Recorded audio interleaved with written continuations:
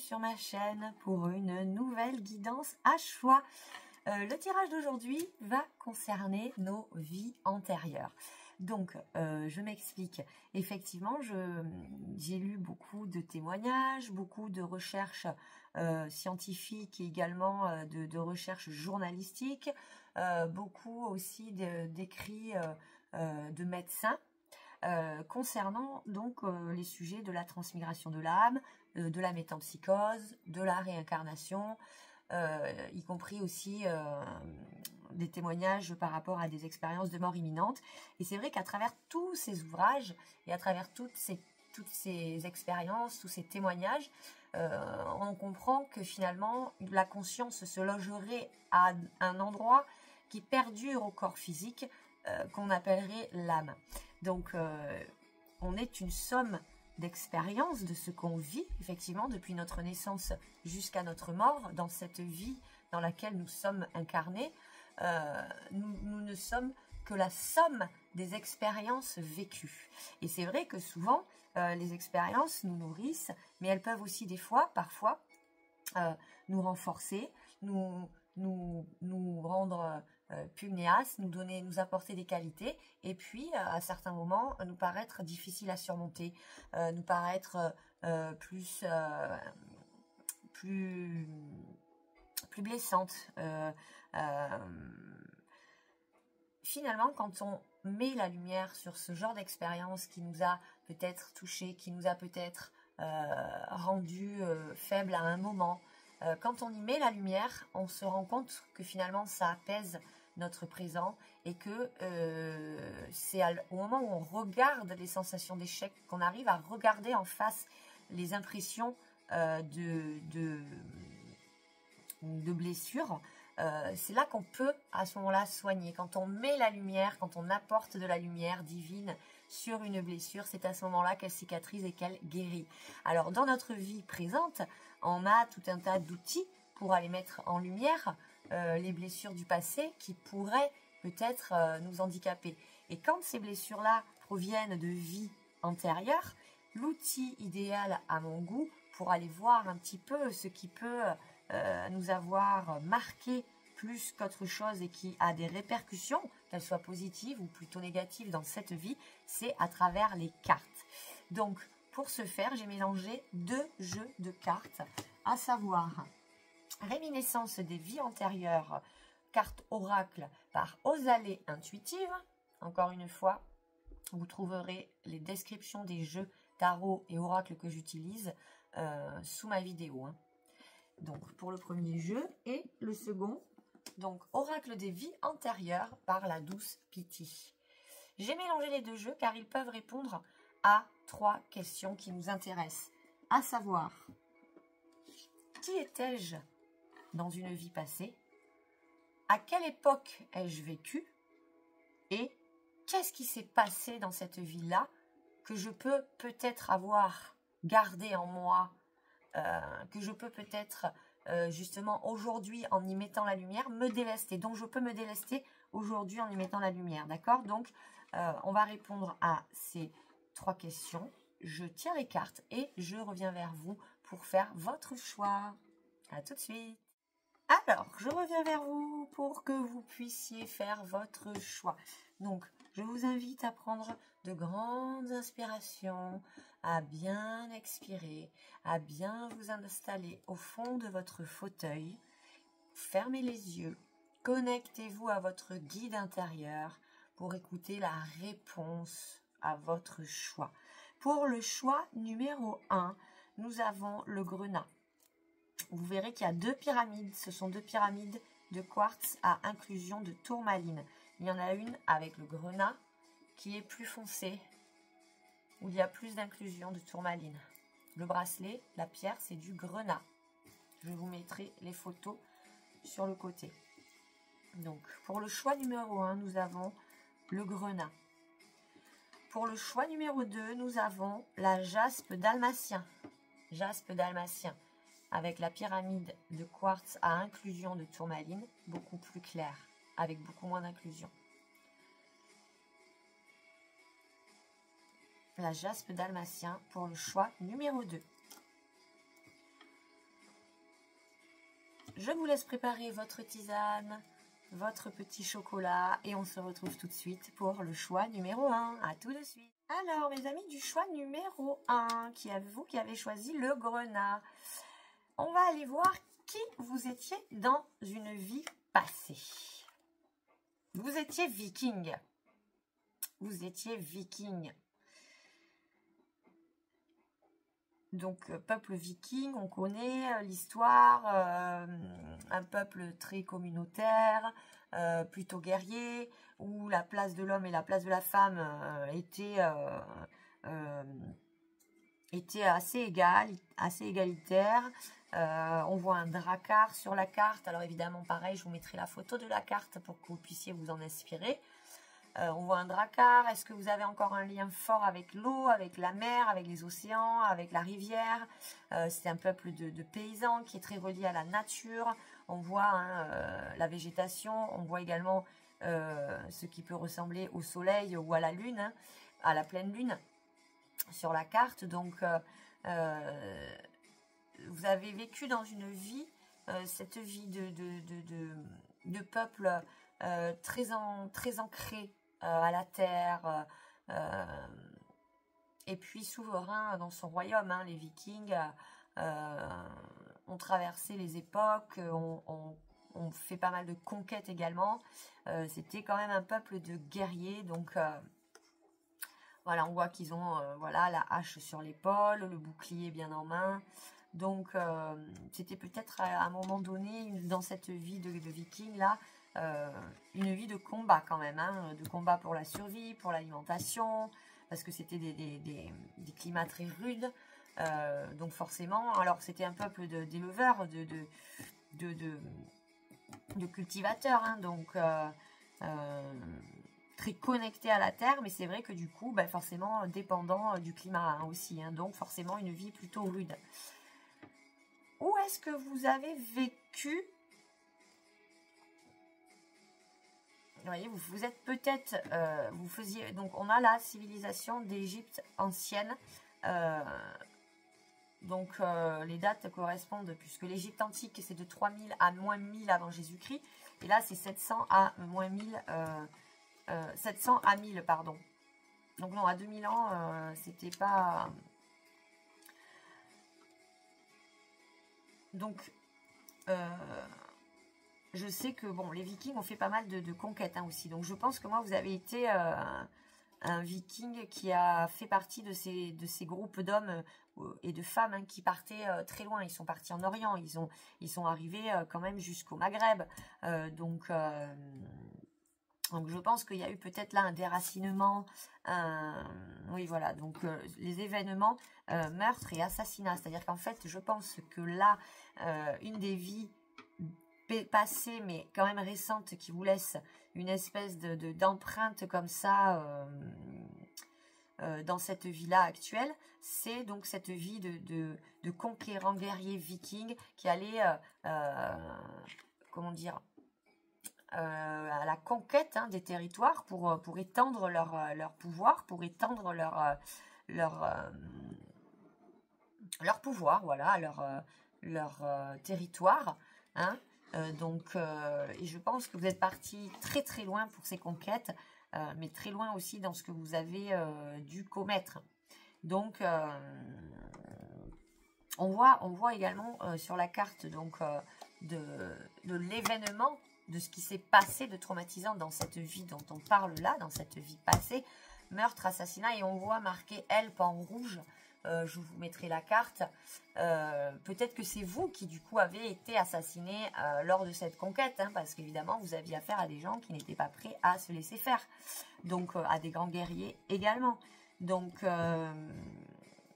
peut-être un petit peu ce sentiment d'avoir été coupé de sa terre natale et finalement de ne pas avoir pu aller jusqu'au bout de la conquête parce qu'on vous a enlevé la vie brutalement justement lors de ces assauts.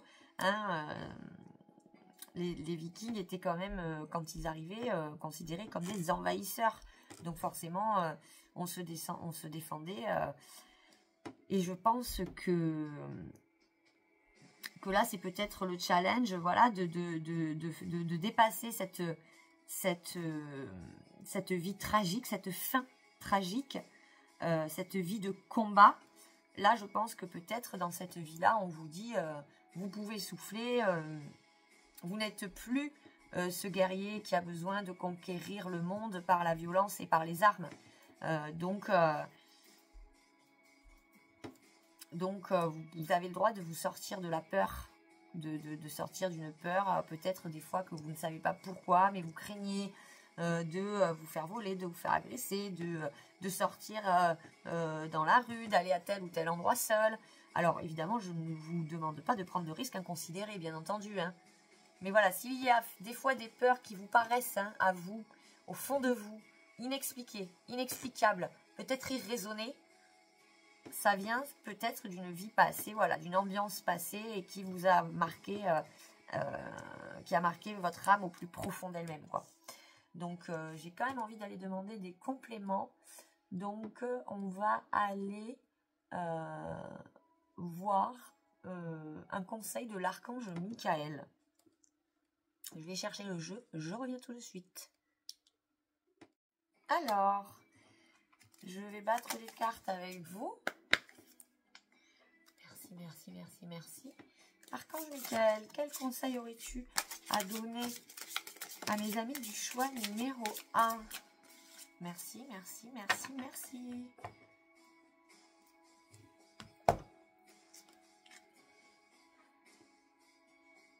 Encore une fois, la magie opère. Vous et les vôtres êtes en sécurité. Vous êtes en sécurité. Dieu et Archange Michael, merci de veiller sur moi et ceux que j'aime. Aidez-moi, je vous en prie, à me sentir paisible et en sécurité. Remplissez-moi de foi pour que je puisse me concentrer sur mes priorités et mener une vie saine et heureuse. Encore une fois, je vous mettrai la photo de la carte. Incroyable. Donc effectivement, je pense que on était tombé juste avec pardon, l'interprétation de ces cartes. Voilà, votre dernière vie, vous aviez une vie de combattant. Vous êtes parti très très loin. Vous vous êtes senti peut-être déraciné. Vous étiez déjà dans un certain inconfort de ne pas être sur vos terres natales. Dans un certain inconfort de partir à la guerre, de partir à la conquête par les armes. Et évidemment, dans des cas, dans des situations de conquête comme ça par les armes, eh bien, ça finit rarement avec des fleurs et dans l'amour, malheureusement. Donc là, on voit que vous avez sûrement une impression d'insécurité à l'heure actuelle qui ne vient pas de cette vie dont vous pouvez vous délester. Vous pouvez, et l'archange Michael vous l'assure et veille sur vous, vous pouvez vous sentir pleinement en sécurité. Magnifique. J'espère que ce tirage aura résonné avec vous, mes chers amis du choix numéro 1. Et je vous dis à bientôt pour de nouveaux tirages. Bye, bye, bye. Et pour mes amis du choix numéro 2, vous qui avez choisi la jaspe dalmatien, on va aller voir, donc, qui étiez-vous dans une vie antérieure? Donc, vous étiez bâtisseur et architecte, donc un rôle quand même très important pour la communauté. Je vous mettrai les cartes pour que vous puissiez vous y connecter. Donc, le bâtisseur, c'est la personne qui connaît les notions les grandes notions comment dire, de poids, de force, donc des notions de chimie, de géométrie, qui connaît les grands secrets des bâtisseurs. Pardon. Donc ce sont des savoir-faire ancestraux qui souvent se transmettaient de maître à élève, mais les élèves étaient vraiment choisis, hein, donc vous faisiez partie d'une élite, voilà, vous étiez les gens qui avaient une connaissance, un savoir, que vous protégiez, voilà, qui s'est transmis à travers les âges, mais qui n'a pas été, qui n'est toujours pas accessible au tout un chacun. Donc voilà, vous étiez quelqu'un qui avait participé à la construction de grands édifices tout au long de la vie que vous avez vécue. Voilà, vous étiez un repère pour votre foyer, pour votre communauté, pour votre village. Vous étiez quelqu'un de reconnu, en tout cas, en tant que bâtisseur et architecte. Donc, ah ben voilà, donc alors vous avez vécu l'âge des Vikings. Donc ça, c'est exceptionnel. Le choix numéro 1, vous êtes sûrement peut-être connecté. Peut-être que vous regardez à ce moment-là le tirage et que vous avez à 2 et que vous avez fait chacun un choix. Je suis désolée. Vous êtes tombé sur les Vikings. Donc vous faisiez partie des bâtisseurs des Vikings. Peut-être que vous étiez de ces fameux qui construisaient les dracars. Parce que c'est vrai que autant en Occident, la construction des cathédrales était un art réservé à une élite. Les savoir-faire étaient réservés à une élite. Autant la construction des bateaux vikings, c'est pareil. La construction des dracars appartenait à une caste. Ce n'était pas tous les vikings qui avaient le goût, les moyens et l'ambition et le talent pour construire les dracars. Et ils ont mis un peu de temps à passer par les mers et à construire ces bateaux qui pouvaient traverser des océans entiers. C'était une élite aussi chez les Vikings. Donc vous faisiez partie de ces gens-là, les bâtisseurs pendant l'âge viking. Quel événement vous a le plus marqué? Excusez-moi, je suis un peu malade. Je suis vraiment navrée de tousser comme ça. Quel événement vous a vraiment marqué pendant cette vie-là de bâtisseur viking? Les vœux et les serments. Ok. Donc encore une fois, ça correspond tout à fait. C'est vrai que quand on est bâtisseur, quand on nous transmet de notre maître d'apprentissage, maître de formation, quand on apprenait des notions de physique quantique qui permettaient de créer des arches en pierre, des voûtes en pierre, ce n'était pas un savoir que l'on avait le droit de divulguer. Donc on prêtait le serment de servir la cause des bâtisseurs, de servir la cause viking jusqu'à notre dernier souffle. Donc dans cette vie, vous vous sentez peut-être redevable, vous vous sentez peut-être dans l'obligation de faire preuve d'une loyauté d'une loyauté à toute épreuve et envers quiconque, chose qui peut vider votre énergie, parce qu'il y a des gens qui sont dignes de confiance, il y en a d'autres qui ne le sont pas, et c'est un fait, et ce n'est absolument pas grave. Toute l'expérience de la vie est de savoir justement en qui baser notre confiance, avec qui être loyal pour ne pas perdre son temps, pour ne pas perdre la confiance qu'on a en nous-mêmes quand on se sent trahi par quelqu'un à qui on a donné sa confiance, mais finalement que c'était quelqu'un qui n'en était pas digne. Donc c'était peut-être à nous de mettre un peu moins d'investissement dans la relation. Vous voyez ce que je veux dire? Donc ça veut dire que peut-être qu'à l'heure actuelle, vous vous sentez vraiment redevable, vous vous sentez de devoir rendre des comptes absolument. Vous vous interdisez de changer d'avis quand vous avez donné votre parole, même si c'est à vos dépens à vous. Un exemple, je donne rendez-vous à une amie pour boire le café, j'ai un coup de fil de la banque, je ne le prends pas parce que j'ai rendez-vous avec cette amie. Et du coup, je me mets moi, ma situation en porte-à-faux vis-à-vis de ma banque, parce que j'ai donné une parole à mon amie et que je ne supporte pas de ne pas honorer mon engagement, par exemple. Vous voyez ce genre de crispation qu'on peut avoir dans la vie de tous les jours par rapport à des paroles données, par rapport à des engagements. Vous voyez, qu'on serait un petit peu rigide peut-être. Alors, excusez-moi, on a été coupé. Donc, ce qui s'est passé donc dans cette vie-là, dans cette dernière incarnation, qui peut peut-être laisser une empreinte dans cette vie-ci. Donc, c'est les vœux et les serments. Voilà, je parlais donc d'une loyauté à toute épreuve. Vous avez le droit de vous octroyer plus de souplesse avec vous-même. Vous avez le droit de refuser de garder un secret. Je m'entends. On ne laisse pas la personne nous demander de garder le secret. On ne donne pas sa parole pour aller divulguer le secret derrière. C'est pas ça. Si une personne vous dit « j'ai besoin de me confier », vous avez le droit de refuser. Vous avez le droit de dire « non, excusez-moi, je ne suis pas capable de garder un secret. Je refuse de garder un secret. C'est trop lourd pour moi. » Vous voyez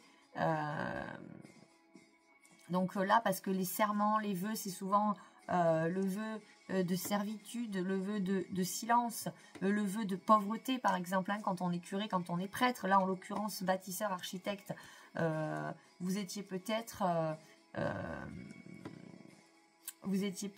justement quelqu'un de religieux qui avait voué votre vie à construire les dracars, à construire les édifices en votre temps. Et finalement, dans cette vie-là, ces serments, ces vœux sont erronés, n'ont plus lieu d'être. Hein. Donc, on va voir, c'est à vous, hein, évidemment, de voir ce qui résonne avec vous. Et on va demander, comme pour le premier groupe, un conseil oui, une guidance supplémentaire à l'archange Michael par rapport à cette vie passée.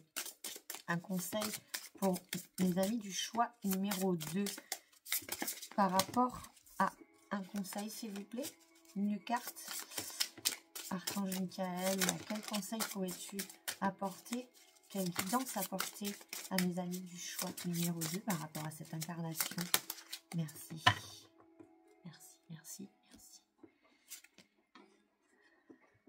Et voilà. Vous voyez, la personne en question est digne de confiance. Voyez, loyauté à toute épreuve, on parlait. Donc, la prière est la suivante. Merci de m'aider à garder la foi afin que je puisse ouvrir plus grand mon cœur dans mes relations. Je suis reconnaissant pour votre protection qui n'attire que des personnes dignes de confiance dans ma vie. Donc, vous voyez, on est là, hein, vous voyez. Donc, c'est-à-dire que vous êtes quelqu'un, vous avez dans cette vie passée dont nous parlent les cartes, vous étiez quelqu'un d'ultra loyal, d'ultra fidèle, une personne droite dans ses bottes, une personne d'une extrême confiance, qui avait fait vœu de servir la communauté, qui avait fait serment de loyauté. Et donc dans cette vie-là, peut-être que vous vous sentez encore attaché à ces valeurs qui sont des valeurs magnifiques et qui nous tirent vers le haut. Et c'est vrai que quand on rencontre des gens qui ne sont pas forcément à la hauteur de ce qu'on attend d'elles, on a des déceptions, des désillusions. Là, l'archange Michael vous signale que vous pouvez faire confiance en l'univers, vous pouvez faire confiance en ses valeurs, et en priant l'archange Michael, vous attirerez à vous des personnes dignes de vous. Voilà, tout simplement. Mes chers amis du choix numéro 2, j'espère que ce tirage aura résonné pour vous et pour votre plus grand bien. Si c'est le cas, n'hésitez pas à me le dire en commentaire, ça me fera super plaisir. Et on se retrouve très vite pour une nouvelle guidance. Bye bye bye.